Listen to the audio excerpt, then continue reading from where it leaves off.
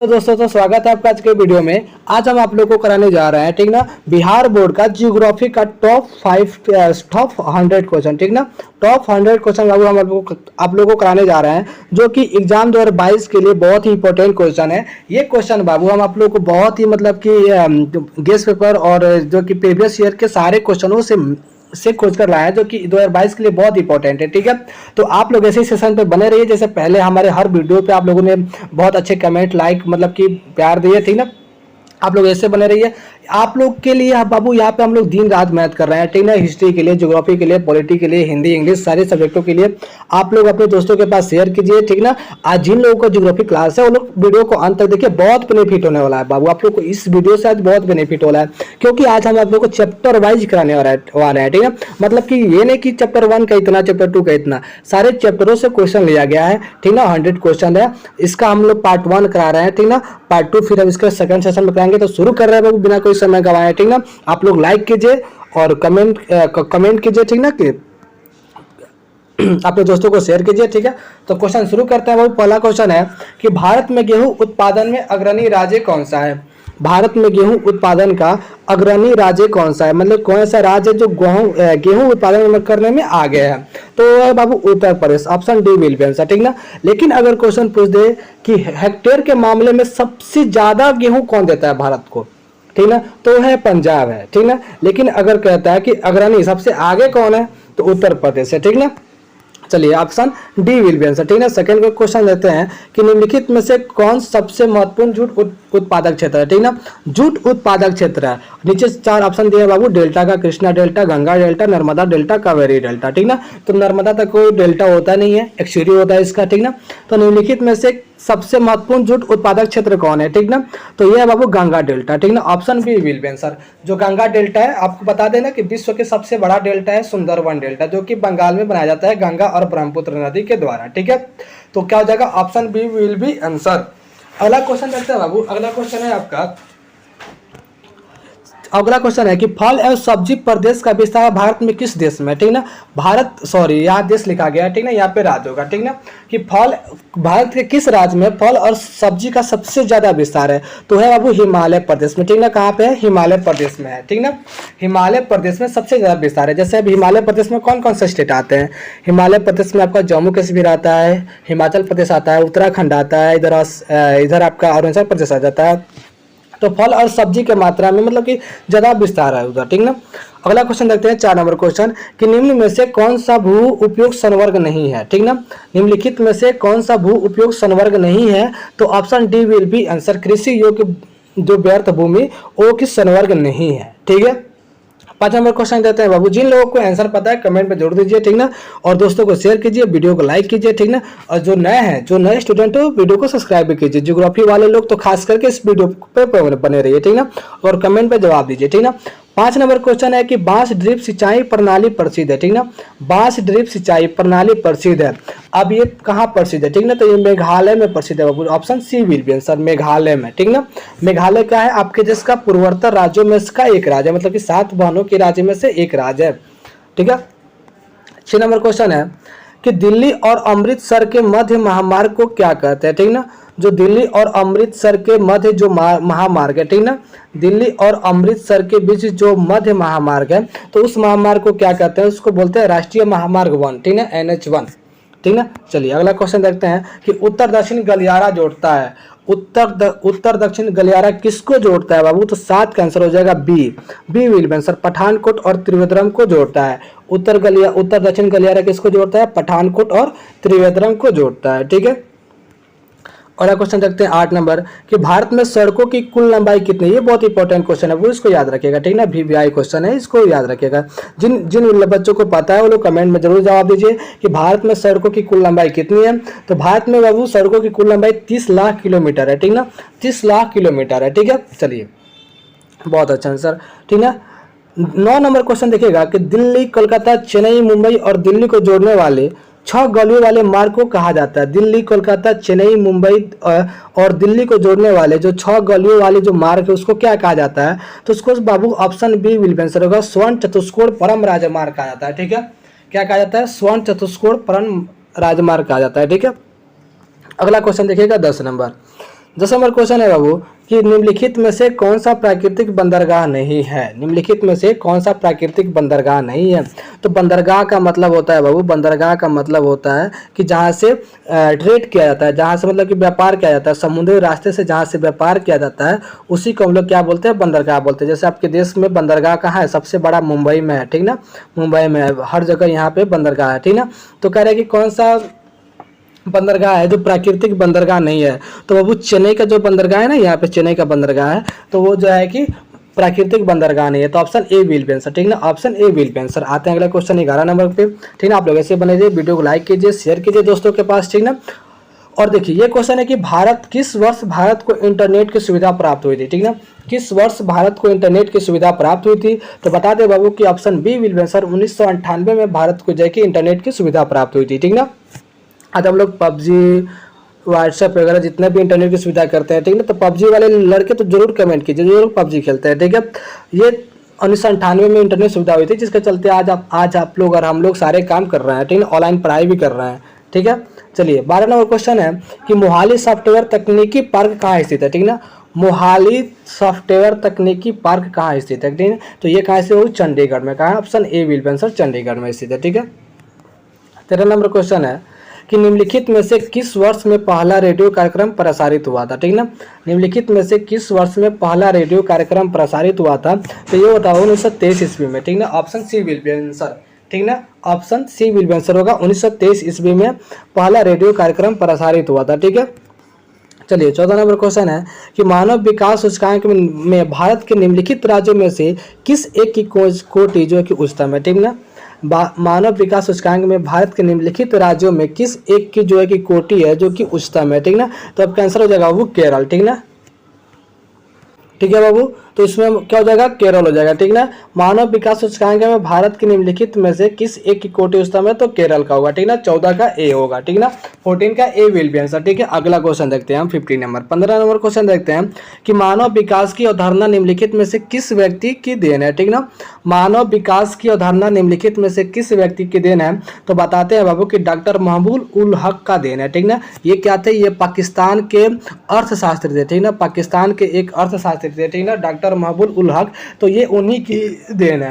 हालांकि जब इसको प्रतिपादन किया गया था, जब इसका सूची बनाया गया था पहली बार, तो उसमें भारत के प्रोफेसर अमर्त्य सेन भी थे साथ में, लेकिन इसका सबसे ज्यादा श्रेय जाता है डॉक्टर महबूब उल हक को जाता है। Option C will be answer, ठीक है।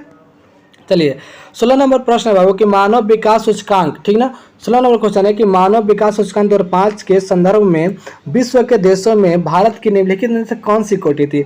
भारत के 2005 के संदर्भ में भारत की कौन सी कोटि थी, तो बी था, 127वां था, ठीक, क्या था, 127वां था, ठीक है। 17 नंबर क्वेश्चन देते हैं बाबू कि मानव विकास के सूचकांक में भारत में निम्नलिखित राज्यों में से किस एक की कोटि उच्चतम है। अभी बताया बाबू, इसका क्वेश्चन रिपीट किया है, इसका मतलब कि ये भी वीआई क्वेश्चन है बाबू, जो सेट में क्वेश्चन रिपीट कर जाए, ठीक ना, बार बार आप लोग को देखने को मिले, समझ जाइए कि वो क्वेश्चन जो है कि वीवीआई क्वेश्चन है, आएगा तो आएगा, पक्का आएगा ये क्वेश्चन। अब लिख लीजिए, पक्का आएगा कि कौन किसकी जो कोटि है कि उच्चतम है। तो हमने बताया कि केरल का, ठीक ना। 17 का सी विल बी आंसर, ठीक ना, क्या बताया, 17 का सी विल बी आंसर होगा, ठीक है। 18 नंबर प्रश्न है बाबू कि भारत के निम्नलिखित राज्यों में से किस एक में स्त्री की साक्षरता निम्न है। मतलब कि भारत के किस राज्य में, भारत के कौन से राज्य में स्त्रियों की जो साक्षरता है वो निम्न है, छोट मतलब कि कम है। तो है बाबू बिहार, ठीक ना, क्या हो जाएगा, Bihar. Option D will be answer, ठीक है। अगला क्वेश्चन देखते हैं कि भारत के निम्नलिखित राज्यों में से किस एक में 0 से 6 आयु वर्ग के बच्चों में लिंग अनुपात निम्न है, ठीक ना। कह रहा है क्वेश्चन कि भारत के निम्नलिखित राज्यों में से किस एक में 0 से 6 आयु वर्ग के बच्चों के जो लिंग अनुपात है वो निम्न है। तो 19 का आपका हो जाएगा बाबू हरियाणा, ठीक ना, क्या हो जाएगा, Haryana, B will be answer, ठीक है। ये देखिएगा 20 नंबर क्वेश्चन है कि भारत के निम्नलिखित केंद्र शासित प्रदेशों में किस एक की साक्षरता दर उच्चतम है, ठीक है। भारत के केंद्र शासित प्रदेशों में किस एक की साक्षरता दर है जो कि उच्चतम है। तो बता दें कि भारत के में 8 केंद्र शासित प्रदेश है, ठीक ना, 8 केंद्र शासित प्रदेश है, ठीक ना, 8 केंद्र शासित प्रदेश है, कितने हैं, 8 केंद्र शासित प्रदेश है, ठीक है। अभी इन 8 केंद्र शासित प्रदेशों में किसकी जो साक्षरता दर है वो सबसे उच्चतम है। तो बताते हैं वो लक्षद्वीप का है, ठीक ना, लक्षद्वीप का। Option A will be answer, ठीक है। चलिए 21 नंबर प्रश्न है बाबू कि निम्नलिखित में से कौन सा भारत में पुरुष प्रवास का मुख्य कारण है, ठीक ना। निम्नलिखित में से कौन सा भारत में पुरुष प्रवास का मुख्य कारण है? तो इसका आंसर हो जाएगा सी, काम और रोजगार, ठीक ना। ये जो है कि भारत में पुरुष प्रवास का मुख्य कारण है। अब ये प्रवास क्या होता है? प्रवास का मतलब होता है कि एक स्थान से दूसरे स्थान तक जाना है, अपने जन्म स्थान को छोड़कर दूसरे स्थान तक जाना, यह पुरुष प्रवास का कारण है, ठीक है। 21 नंबर क्वेश्चन बता रहे थे बाबू आप लोग को कि निम्नलिखित में से कौन सा भारत में पुरुष प्रवास का मुख्य कारण है, ठीक ना। प्रवास का मतलब होता है कि एक स्थान से छोड़ के एक दूसरे स्थान तक जाना, ठीक ना। तो ये है आपका काम और रोजगार, ठीक ना।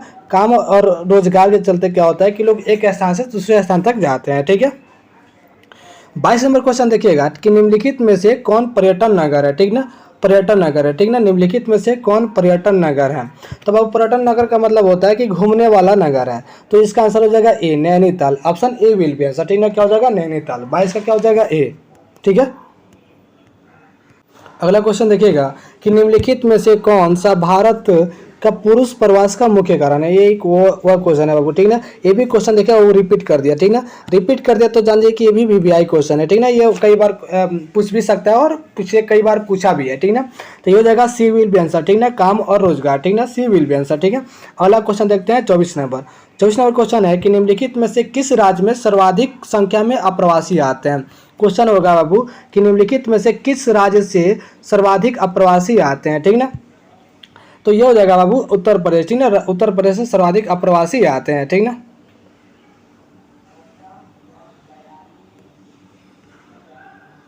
अगला क्वेश्चन देखते हैं वो 25 नंबर कि भारत में प्रवास की निम्नलिखित धाराओं में से कौन सी एक धारा पुरुष प्रधान है, ठीक है।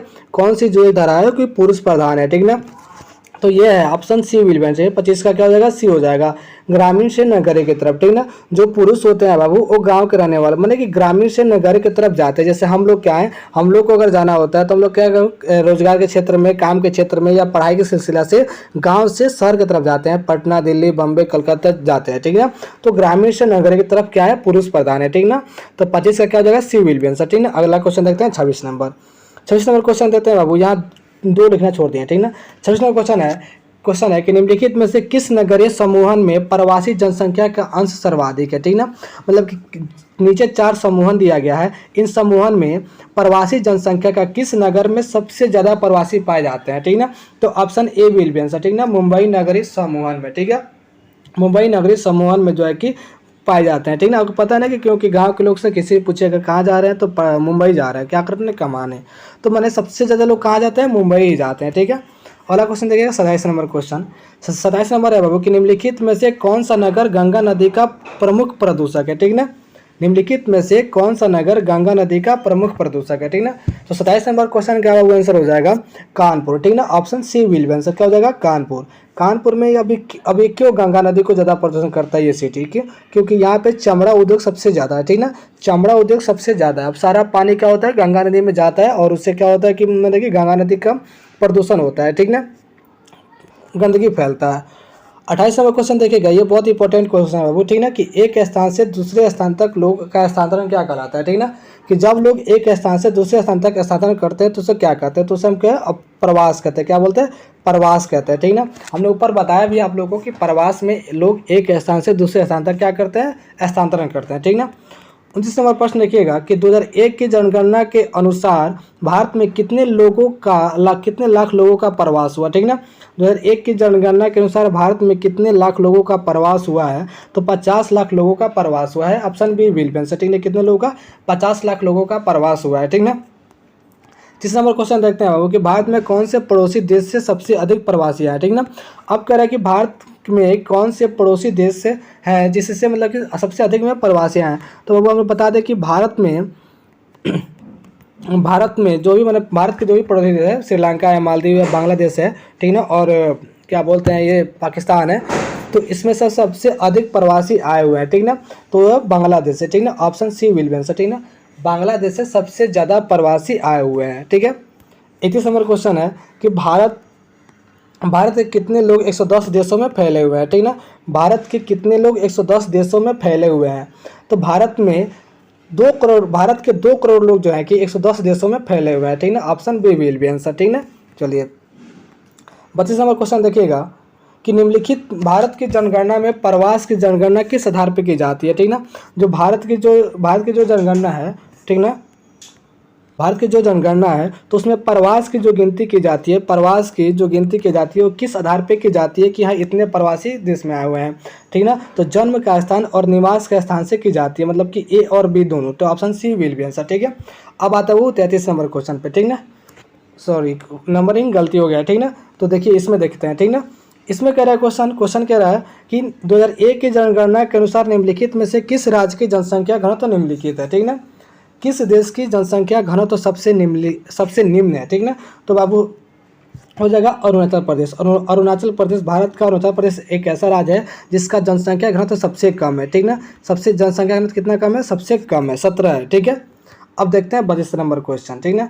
32 नंबर क्वेश्चन है बाबू कि निम्नलिखित में भारत में निम्नलिखित राज्यों में से किस एक में स्त्री साक्षरता सबसे कम है, निम्नतम है, मतलब कि सबसे कम है। जो भारत का जो राज्य है उसमें से किस एक में स्त्री का जो साक्षरता है वो सबसे कम है, तो बिहार में है। डी विल बी आंसर, ठीक है। क्या हो जाएगा, डी विल बी आंसर, ठीक है। अगला क्वेश्चन देखते हैं 33 नंबर। 33 नंबर है बाबू कि क्षेत्रफल की दृष्टि से भारत का सबसे बड़ा राज्य कौन है, ठीक ना। क्षेत्रफल की दृष्टि से भारत का सबसे बड़ा राज्य कौन है, तो क्षेत्रफल की दृष्टि से सबसे बड़ा राज्य राजस्थान है, ठीक ना। Option C will be. जिन बच्चों को आंसर पता है, ठीक ना, कमेंट में जरूर आंसर दीजिए, ठीक ना। दोस्तों को शेयर कीजिए, वीडियो को लाइक कीजिए, कमेंट कीजिए, ठीक है। आप लोग ऐसे ही लाइव सेशन बने रहिए, ठीक है। 34 नंबर क्वेश्चन है कि भारत में जनसंख्या का सर्वाधिक घनत्व कहाँ है। भारत में जनसंख्या का सर्वाधिक घनत्व कहाँ है, तो बता दो बिहार में। कहाँ है, बिहार में है। 34 का ए विल बी आंसर, कहाँ है, बिहार में। सबसे ज़्यादा जनसंख्या घनत्व है बाबू, ठीक ना। सबसे ज़्यादा जनसंख्या घनत्व है, ठीक ना, बिहार में, ठीक है। अगला क्वेश्चन देखते हैं 35 नंबर के 2001 की जनगणना के अनुसार भारत की जनसंख्या निम्नलिखित में से कौन सी है। जब 2001 में जनगणना हुआ था तो उसके अनुसार भारत की जो जनसंख्या थी वो कौन सा है, ठीक ना। तो बाबू 2001 की जनगणना के अनुसार 102 करोड़ है, ठीक ना, 102.8 करोड़ है। Option A will be answer, क्योंकि आपको पता है कि आपके भारत में जो जनगणना हुआ था उसकी शुरुआत 1872 ईस्वी में हुआ था, ठीक ना। लेकिन ये संपूर्ण तरीके से नहीं किया गया, लेकिन उसके बाद से 1881 से हर प्रत्येक 10 वर्ष पे इसको संपूर्ण तरीके से किया जाने लगा। तो 2001 में जो जनगणना हुआ था 102 करोड़ था, और 2011 में जो हुआ था वो 121 करोड़ था, ठीक है।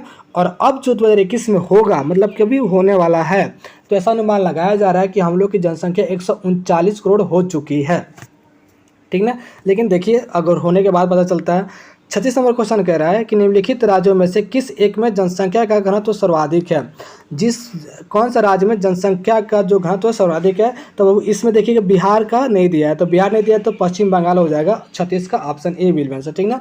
तो बिहार के बाद पश्चिम बंगाल की जो है कि राज्यों की बात कर रहे हैं, राज्यों में जनसंख्या घनत्व सबसे अधिक है, ठीक है। तो चलिए आप लोग का आंसर पता है तो कमेंट में जरूर दीजिए, ठीक ना, सारे बच्चे। 37 नंबर क्वेश्चन देख रहे हैं कि 2001 की जनगणना के अनुसार निम्नलिखित में से किस राज्य में नगरीय जनसंख्या का अनुपात सर्वाधिक है। नगरीय जनसंख्या का मतलब कह रहा है, देखिए बाबू ये नगरीय जो जनसंख्या कह रहा है ये संगठन से क्वेश्चन लिया गया है, संगठन से, ठीक ना। संगठन में कई प्रकार संगठन होते हैं, धार्मिक संगठन होते हैं, ठीक ना, ग्रामीण संगठन होते हैं, नगरीय संगठन होते हैं, लिंग संगठन होते हैं। तो नगरीय संगठन मतलब कि किस राज्य में सबसे ज़्यादा नगर के लोग रहते हैं, ठीक ना। 37 नंबर क्वेश्चन, ठीक ना। तो 37 का हो जाएगा बी महाराष्ट्र, इसका आंसर हो जाएगा। ये जो ऑप्शन दिया इसमें महाराष्ट्र उत्तर होगा, ठीक ना। चलिए 38 नंबर क्वेश्चन देखते हैं। ये भाषाई संगठन से क्वेश्चन है। इसमें कह रहा है कि निम्नलिखित में से कौन सा एक समूह भारत में विशालतम भाषा समूह है। मतलब कि भारत में कोई एक भाषा बोलने वाले लोग सबसे ज़्यादा पाए जाते हैं, तो 38 का हो जाएगा बी विल बी आंसर, ठीक ना। भारतीय आर्य भाषा बोलने वाले बाबू भारत में बहुत ज़्यादा लोग पाए जाते हैं, ठीक ना। तो क्या हो जाएगा 38 का हो जाएगा option B will be answer, ठीक ना। आप लोग को आंसर पता है तो कमेंट में जरूर दीजिए आंसर, ठीक है। चलिए अगला क्वेश्चन देखते हैं बाबू कि क्षेत्रफल और जनसंख्या के अनुपात को क्या कहते हैं, ठीक ना। आप लोग को पता होगा बाबू, जब आप लोग बुक जब पढ़ते होंगे कि क्षेत्रफल और जनसंख्या के अनुपात को क्या कहते हैं, तो क्षेत्रफल और जनसंख्या के अनुपात को जनसंख्या घनत्व कहते हैं, ठीक ना। जनसंख्या घनत्व कहते हैं, क्षेत्रफल और बटा जनसंख्या, ठीक ना, इसको क्या बोलते हैं, जनसंख्या घनत्व बोलते हैं, ठीक ना। चलिए अगला नंबर क्वेश्चन है 23 नंबर कि भारत में सबसे कम लिंगानुपात वाला राज्य कौन है। भारत में सबसे कम लिंगानुपात वाला राज्य कौन है। तो बाबू भारत में सबसे कम लिंगानुपात वाला राज्य हरियाणा है। लिंगानुपात वाला राज्य का कहने का मतलब कि 1000 पुरुष पर कितने लड़कियां मतलब कि कितने स्त्री पाए जाते हैं। तो सबसे कम यहाँ पे पाया जाता है हरियाणा में। ठीक है, चलिए 21 नंबर क्वेश्चन है 41 नंबर क्वेश्चन है बाबू कि भारत में सबसे पहली जनगणना कब की गई थी। हमने बताया आप लोगों को कि भारत में सबसे पहली जनगणना 1872 ईस्वी में की गई थी, जो कि संपूर्ण नहीं की गई, ठीक है, संपूर्ण तरीके से नहीं की गई। तो इसके बाद से हमने 10 वर्ष के बाद से मतलब कि 1881 से हमने संपूर्ण जनसंख्या शुरू किया और प्रत्येक 10 वर्ष के बाद हमने संपूर्ण जनसंख्या शुरू करना शुरू किया। ठीक है, सॉरी 42 नंबर क्वेश्चन है 42 नंबर क्वेश्चन है कि किस अवधि में जनसंख्या वृद्धि का ह्रास हुआ। मतलब कि भारत के किस अवधि में ये जो नीचे जो 4 अवधि दिया है इसमें से किस अवधि में जो जनसंख्या वृद्धि है उसका ह्रास हुआ। तो आप लोग को बता दें बाबू कि जो आप लोग का 42 होगा, इसका आंसर सी होगा। 1911 से 1921 तक के जो साल चला उसमें आप लोग को देश की जो जनसंख्या है ना उसका वृद्धि का ह्रास हुआ। ठीक ना, क्या हुआ, उसके वृद्धि का ह्रास हुआ। मतलब कि यहाँ जनसंख्या कम बढ़ी, ठीक ना, बढ़ी नहीं कम चली गई। ठीक ना, चलिए अब देखिए 43 नंबर क्वेश्चन है कि 1991 की जनगणना के अनुसार भारत में पुरुष श्रमिकों की संख्या कितनी है। हमने बताया आप लोगों को कि 10 वर्ष के बाद हमारे देश में क्या होता है, जनगणना होता है। ठीक ना, तो 1991 की जनगणना के अनुसार भारत में पुरुष श्रमिकों की संख्या कितनी है। वैसे पुरुष कितने जो मजदूर के रूप में काम करते हैं, किसके अनुसार 1991 के अनुसार 1991 के अनुसार 43 का आंसर हो जाएगा ए विल बी आंसर। ठीक ना, ए विल बी आंसर 51.6%। ठीक ना, जो पुरुष क्या है लो लेबर थे, ठीक ना, परिश्रमिक थे।